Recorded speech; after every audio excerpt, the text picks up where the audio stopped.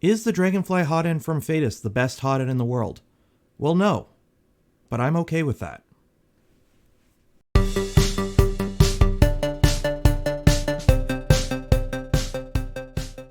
So it's not the best Hotend in the world, so why should I buy it? Why should I consider that? And first off, I will admit this Hotend was graciously provided from Phaetus for trial and testing. No money has been exchanged. My words and opinions are my own. They simply asked that I do a review on the Hotend. I have been using this Hotend for a couple weeks now. So far, it has blown away my expectations as long as you understand what my expectations were with this Hotend going into this. Is essentially a souped up V6. This Hotend right here has all the upgrades and improvements that a stock V6 style Hotend should have in one complete package, ready to buy, ready to install. Now, there are two variants of this Hotend, the BMO and the BMS version. The only difference in them is the heatsink and the mounting. This version is the BMO version. It comes with the groove mount. The BMS version is for installing in a Creality style printer with the Mark 8 Hotend.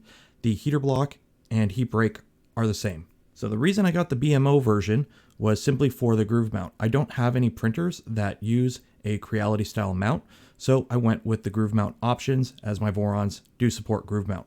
However, and for those that were watching the live stream of me unboxing this, we discovered something that isn't documented in any of the literature or media for this Hotend, and that is that it has the same 4-hole mounting setup that the Dragon style Hotends have. So you can rigid mount this Hotend. That isn't documented anywhere, and that right there is a huge plus. Personally, I'm not a fan of groove mount. I know it works, however, it does have issues with depending on how it is mounted and tolerances. You could have your heater block spinning. I don't like that. I'd rather rigid mount my Hotends, and the ability to do that with the BMO Hotend is a huge plus right there. Now, included with your Hotend, you do have, of course, a nozzle. They included a copper nozzle that is plated. And honestly, I prefer copper nozzles to steels or other types of nozzles. Copper nozzles, in my opinion, are the best compared to any of the other metal types for anything that is non-abrasive, which the majority of people do not print with abrasive materials. There are those that do, of course. They will have to find a suitable nozzle. You also get a silicone heat sock. Now, the heater block and the heater sock are proprietary. You are going to have to source these from Phaetus for Dragonfly specifically. You do get some wrenches, some screws, boating clips, and then one thing that I didn't know what that was for at first until I read the manual is you do get this little brass tube that's open on one end and some thermal paste. And it took me a minute to realize what this was for. This is for if you are purchasing this Hotend to put it into an existing printer. So say you have an older style printer that has a stock V6 or a Mark 8 extruder, such as an Ender 3, and you want to upgrade to one of these. This brass tube here and the thermal paste allows you to reuse the old style beaded thermistor. Now that's a nifty little thing that they didn't need to include, but it does allow you to reuse your existing thermistor and heater cartridge.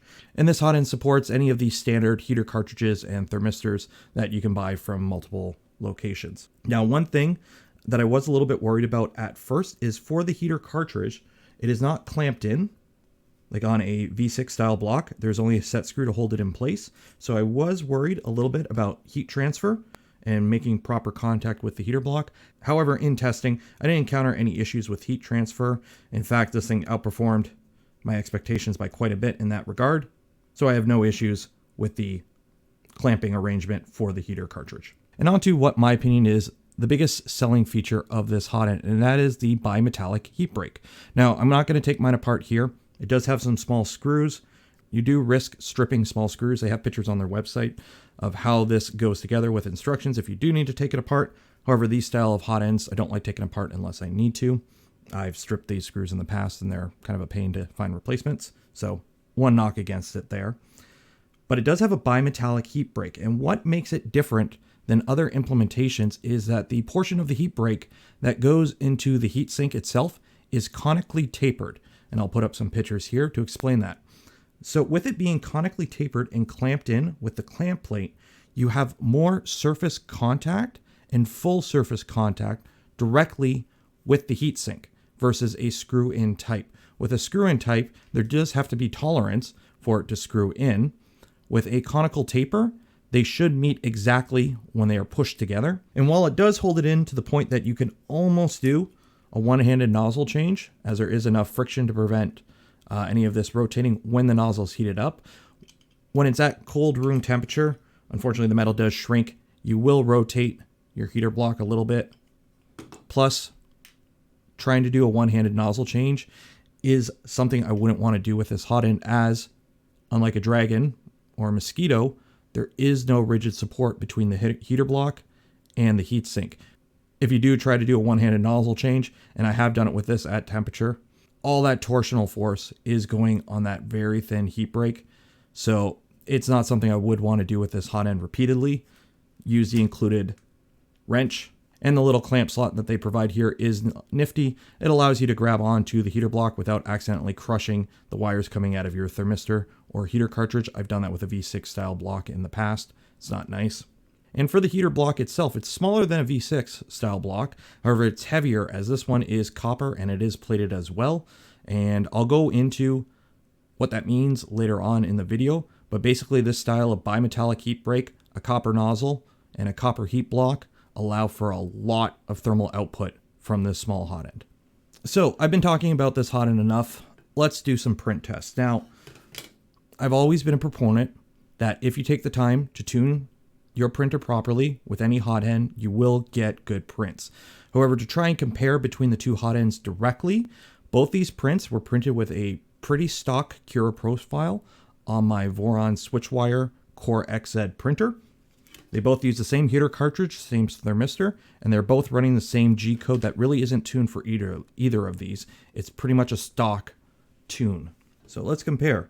Now, one thing I did notice is there are some areas that are ever so slightly under extruded more on the V6, and this one right here is with the V6 on the right. You can see right here where the lettering is, we do have some slight under extrusion there compared to on the Switchwire.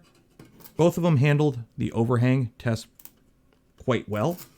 Now, when we look at the text, you can see there is slightly more under extrusion with the V6 than the Dragonfly. And when you are looking directly from the side at these pillars, which unfortunately I dropped these and broke them, but they did print straight and rigid originally, you can see there is more slight variation in flow with the V6 one than the Dragonfly. Now, I did do two benchies as well. Again, this one right here is with the V6. This one on the left here is the Dragonfly. Both the benchies are near identical. You have to look really close to see any difference in them. Even from the top, the lettering is roughly the same. The overhang is ever so slightly cleaner on the Dragonfly versus the V6, but they're so close. Honestly, you can't really tell much of a difference. Same thing with these little Calicates here. And the only thing I really noticed on the Calicat was the very top of his ears. You could see there is some slight under extrusion on the V6 one, whereas on the Dragonfly one, it's cleaner. So again, they both perform with the same profile, the same G code, within what I would consider margin of error of each other. And that's the thing when you're comparing Hotends, if you're looking at a V6, a Dragonfly, or even a Slice Mosquito. If you take the time to tune any of these, they will print good prints. What it comes down to is what you want to spend, how you want to mount it, the creature comforts some of these Hotends offer. The only one here that offers one-handed nozzle changes is the Slice Mosquito, for example. And what design points you are looking for. I did do some tests comparing these two directly when it comes to flow. And that's where I think you'll see the biggest difference between a stock V6 and a Dragonfly. Now, these may look like random pieces of extruded filament, and they are. However, they do tell a story. And the story is of flow and thermal output. This one right here is from the Dragonfly. And this one right here is from a V6. Now, this is a Triangle Labs V6 heatsink, titanium heat break, an E3D V6 heater block, and a copper plated nozzle. Both these had a silicone sock. Both of them had the same 50-watt heater on it. Both of these were PID tuned to 200 degrees. And what I did was, since I don't have a fancy thermal camera or anything that I can use to directly measure heat transfer, I heated these both up to 200 degrees Celsius, let the temperature stabilize, immediately cut the power to the heater, and told it to extrude 100 millimeters of filament. And this was the results. It started off okay. I had a little bit of red PLA in there at first. However, it couldn't really transfer all the heat into the filament as it was being extruded. And by the end, you could tell it was struggling. The extruder was clicking. And all this right here at the end, this is ooze from back pressure. So what that means was the extruder wasn't able to push out the filament because it wasn't getting enough heat. And then it just kind of oozed all out at the end due to the amount of pressure. My bone and tube actually kinked quite a bit by the end of this test. Now I did the exact same thing here with the Dragonfly. And as you can see, it extruded all the way to the end perfectly. And the reason for that is it comes down to material choice and design of the heat break. With the heat break being bimetallic, yes, it is a thin surgical steel tube. However, the portion that screws into the copper heater block is also copper, and the nozzle is copper. On a V6 style block, you have your heat break, which is either stainless steel or titanium, which is poor for thermal transfer. And while it does screw into the aluminum block, it can't really transfer the heat from the aluminum into the filament efficiently. So you pretty much have to rely on your nozzle. So when it comes down to melt zones, with the Dragonfly, it extends all the way up to where it stops and where the heat break itself is, where it's just that thin piece of surgical steel tube.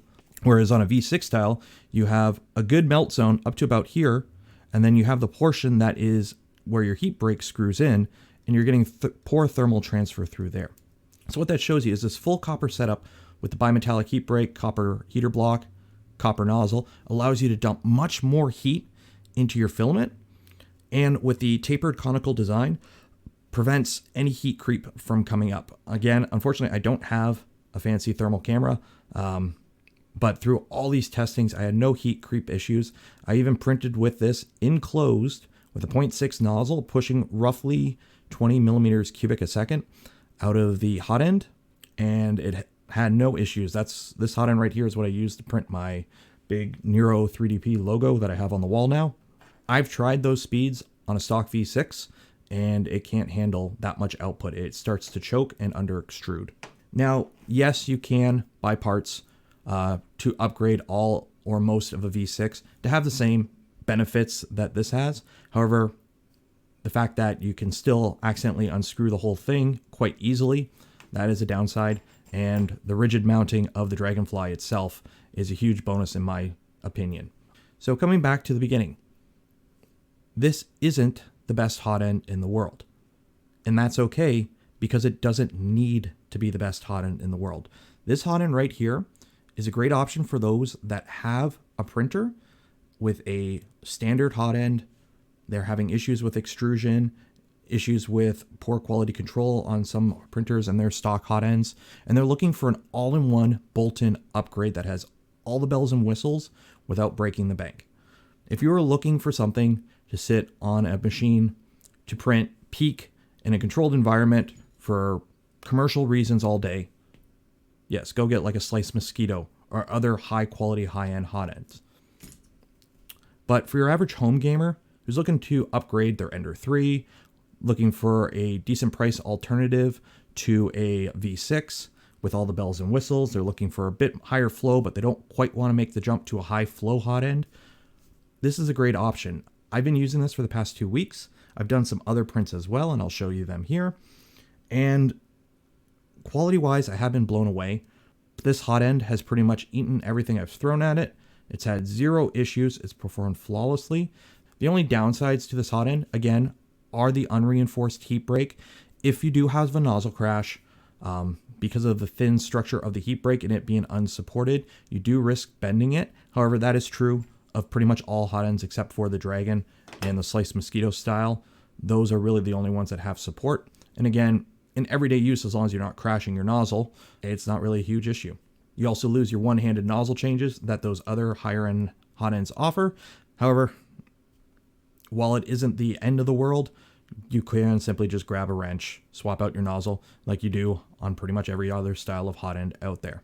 So at the end of the day, the Phaetus Dragonfly is a great hot end for those looking for an all-in-one solution that has all of the upgrades that most people are looking for in a hot end nowadays, without any of the extra costs that design elements such as one-handed nozzle changes and rigid heater block support incur. Now, one thing I haven't tried on this yet, and I probably will be doing a follow-up video to this because I didn't really cover everything that this hot end has, and I'm sure there will be questions. So if you do have any questions about this hot end, please ask them in the comments below. But my Voron switch wire that this is mounted in is a dual extrusion printer. It does have a Y splitter in there. Now, I have been playing around with the V6 in there with the Y splitter doing dual extrusions. However, I haven't done that quite yet with this guy. So this guy will be reinstalled in there, and I will be doing some videos hopefully in the future seeing how this handles dual extrusion. I do have high hopes, as with the surgical stainless steel tube and how smooth it is, that this should perform quite well in that regard, and I can't wait to get that tested. So again, if you have any more questions about this, ask them in the comments below. I'll follow up in the next video. I hope this video has been informative. Again, I would like to thank Phaetus for providing the Dragonfly here for testing and evaluation. If you are looking to buy one, it is available from multiple vendors, depending on where you are in the world. On their website, they do have links to most of the vendors for the Phaetus Dragonfly if you are looking to get one. If you'd like to see more content such as this, don't forget to subscribe to the channel. I do weekly streams in regards to 3D printers. This right here was unboxed and first installed and tested during a live stream, along with video reviews and tutorials as well. Also, don't forget to follow me on Twitter at 3DPNero. I do post videos and small updates and pictures there of things I'm currently working on. As always, be safe out there, wash your hands, and have a nice day.